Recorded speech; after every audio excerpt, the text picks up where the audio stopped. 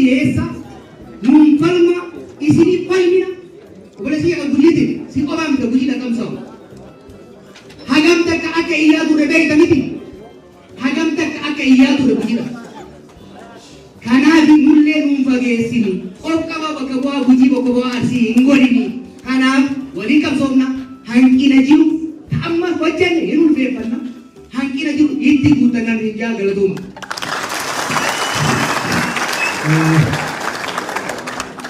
Yaaduma xiqqoo sinii dabalee yaada xiqqoo sinii dabalaaf masaan bal'isu. Wallaggeeffanne.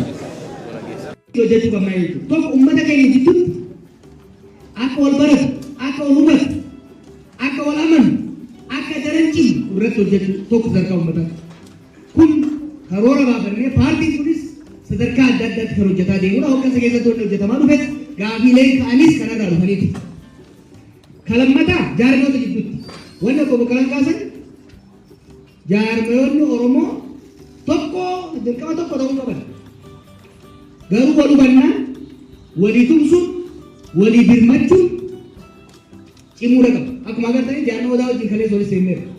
Adda bilisummaa Oromoo wajjin nu hidhan malee walii galtee memorandum of understanding mallatteessinee tumsa walootiin hidhannoo seenuuf qophiirra ture. Tumsi keenya sun nu hidhanii waraqaa keenya cicciramtee battus onnee keenya keessa rubee abaawwan tokko waliin jirra jechuudha. Gara biyyoonni tokko jennee akka isin dhoofsinu hojii tokko taanee diif jennee ciifnee qorrifnaan bu'aa hin qabu. Tokko taanee tokkummaadhaan gara fuulduratti wal taanee kan hojjennu. Isaan kun osoo ta'in qabsaa'ota Oromoo bifa adda addaatiin biyya keessatti ala jiranis kaafa'uun kan danda'u ofitti hammatee kaan tumsee walii galee ni hojjeta. Gara fuulduraatti kana karoora biitee fudhannee kan deemnu ta'a. Sadarkaa sadaffaatti hooggansa. Uummata yeeraa sadarkaa darmaa hooggansa. Jaarmoonni walitti dhufanii hooggansa jaarmaa tokko keessatti wal hubachuu baannan, wal jaalachuu baannan, walii abboomamuu baannan, wal guddisuu baannan, wal masaquu baannan bu'aan qaba.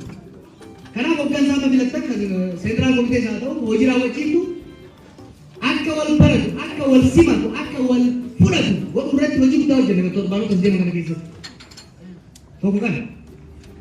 Lammaffaa gahoomsi hooggansa kana akkuma agartan gameeyyii waggoota dheeraan gala jiran gubbaa turan qabna isaanirraa muuxannoo barachuudha. Warri jalaa dhufne jirra kan barnoota sadarkaa adda addaa qaban kan beekumsa gumii kanatti fidi hooggansa kanatti fidu qabu jechuudha. Sakkoo osoo hin ta'in ofiirraa baanee jaarmiyootaa fi mootummoota leenjii ga'umsa capacity building nuu kennan irratti hojjennee collective leadership keenya ol kaasuudhaaf hojii bal'aa hojjenna. Kana waan isin jenna jechuudha. Kanaaf tokkummaa hoggaa jennu bifa kanaan sadarkaa uummataatti, sadarkaa jaarmiyaatti, sadarkaa hooggansa keenya qofa osoo hin ta'in hooggansa jaarmiyoota wajjin hojjetanii, hooggansa jaarmiyaalee amantii, hooggansa jaarmiyaalee hawaasaa, kan biizinasii kana hunda wajjin wal jibbuutti wal hubannaan dandeettii waloo collective leadership Oromoo akka guddatu waan dandeenyu hunda godhuu qabnaa ani goonan jechuudha. Gaabiin obboleessii hojii irraa kaate kaafoo irratti godina tokko irraa ka'uun waan gaarii. Godina hedduu kaafoo qomataa ture akkasitti jiran kaafaa was imperfect yeroo dheeraa. Hamachaa tursan hamachaa turre komachaa ture. Kuni soba miti. Jaarmaa warra shawaati. Jaarmaa kiristaanota jaamaa ture. Dhugaa bal'aa miti. Turuus. Kana jijjiiruudhaaf hojii bal'aa hojjetamee jijjiiramni guddaan dhufee jira. Namni waan argate hin shakkarre rabbiin hin galateeffanne yookiin immoo hooggana hin galateeffanne taphamuuti illee hin guddifame. Tokko acknowledge godhuu qabda.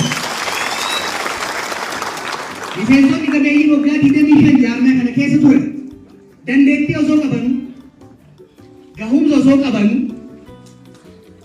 kunoo nagaan bu'anii as taa'anii dargaggeeyyii yeroo dhiyootti jaarmaa kanatti makaman amananii itti kennuun significant.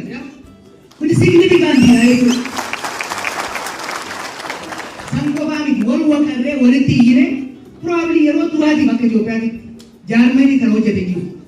Kootaadhaan boodiin hundi ofii akka filatan godheera. Komii jira komii kaleessa ta'e irratti. Fakkeenyaaf godina tokko namni nu barbaanne filamee jira.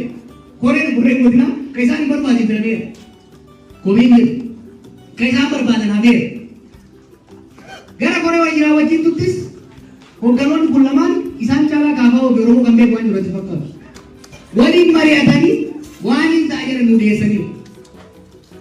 Warra koree wajjin nu seene keessaa warri aanotoo seenuu baate hawwu jira. Hojiin mataaneetiin waliin dandeenye ji'a jaboota akka koree wajjin galeessaa walitti dhufu namni sun akka bahu yaada dhiyeessaa jechuudha.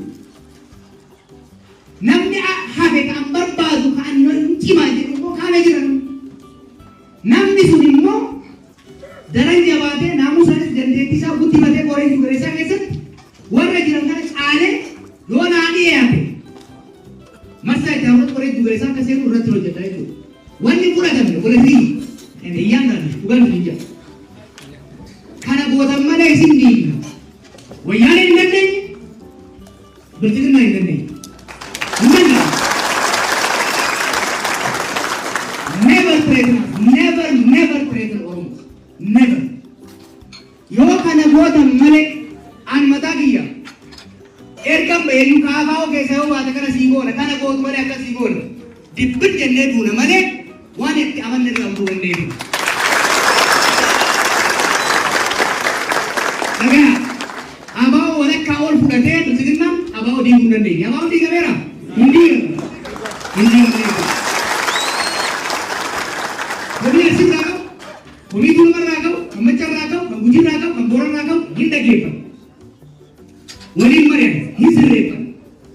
Waan an jedhe fudhattan malee Arsiin as keessaa baasa. Shawaan as keessaa baasa. Wallaggaan as keessaa baasa jennaan situ ba'a malee gujiin ba'u si jiru, Arsiin ba'u si jiru. Kanaaf doorsisni ani yeroo OMN ture wanni na aarsu yaadii akkanaatti godhamaa ture. Kana gootu malee maallaqa harargee irraa dhufuus irraa muru. Maallaqa wallagga irraa dhufuus irraa muru.